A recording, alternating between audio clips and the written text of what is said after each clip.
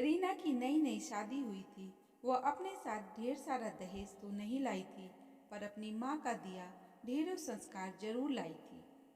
वैसे तो रीना वर्किंग थी, पर शादी की वजह से 3 महीने की छुट्टी पर थी और नीरज ने भी 1 महीने की छुट्टी ले रखी थी।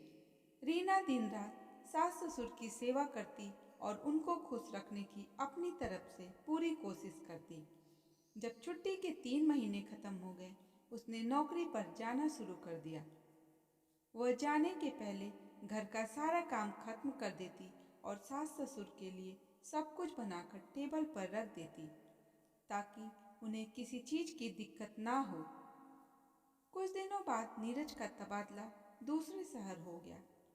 रीना ने भी बातचीत करके अपना तबादला उसी शहर में करवा लिया। नीरज ने अपने माँ पापा को भी साथ चलने के लिए कहा। अब आप रिटायर हो गए हैं, यहाँ रहकर क्या करेंगे? पर वो लोग नहीं जाना चाहते थे बेटे के पास। पिताजी तो तैयार थे, पर माँ ही धीरे धीरे बड़बड़ा रही थी। यहाँ तो बहुत ठीक से है, पर पता नहीं अपनी घर गृहस्थी में हम लोग को कैसे रखेगी।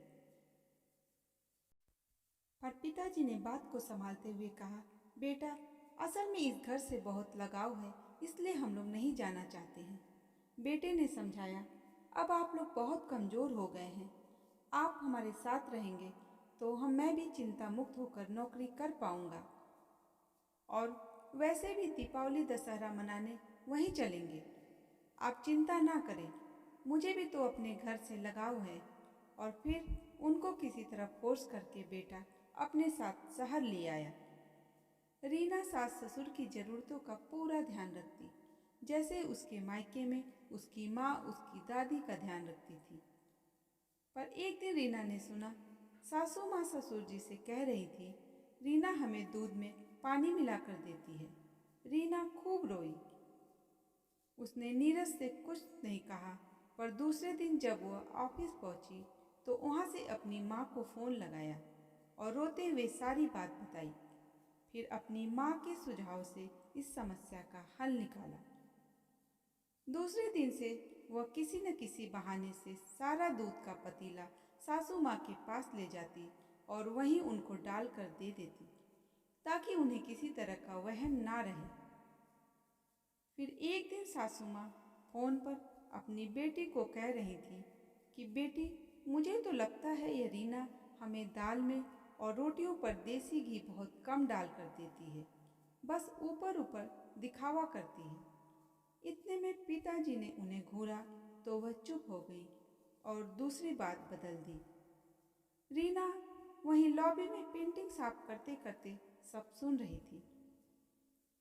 उसने अगले ही दिन पूरा देसी घी का डिब्बा सास ससुर के कमरे में रख दिया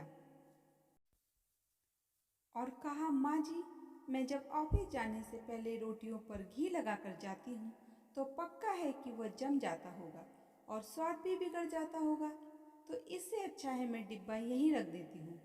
जब आप लोग खाना खाने जाएं तो उसी समय गर्म घी रोटियों पर लगा लिया करें। दूसरी, अगर मैं ऑफिस जाने की जल्दी में दाल में घी का छौंका लगाना भूल भी गई तो आपको किचन में ढूंढने में दिक्कत नहीं होगी। कुछ दिन बाद सासू माँ ससुर जी से कह रही थी, नीरज इतना फल लाता है, हमें तो थोड़ा सा देती है, सारा खुद ऑफिस लेकर चली जाती है। पता नहीं नीरज को भी देती होगी या खुद ही पूरा खा लेती होगी। मायके में तो फल मिठाई देखा नहीं होगा, पता नहीं इसकी माँ ने इसे क्या सिखाया है। पर इस बार रीना के सब्र का बांध टूट गया।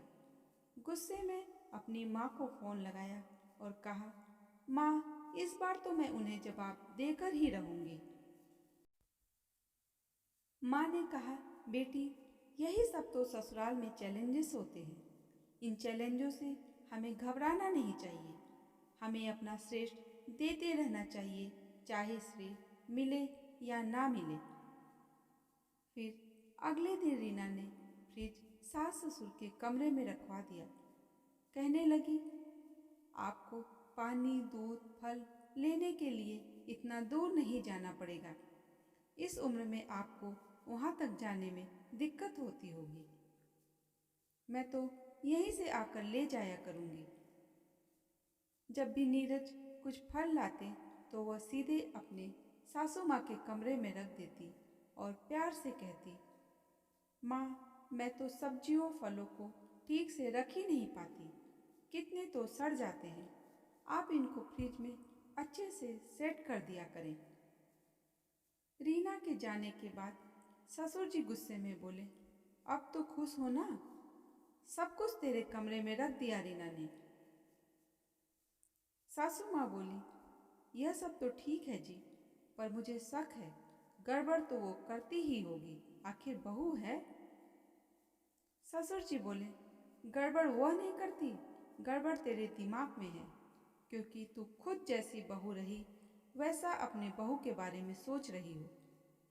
वहम का तो इलाज किसी डॉक्टर या हकीम के पास भी नहीं होता।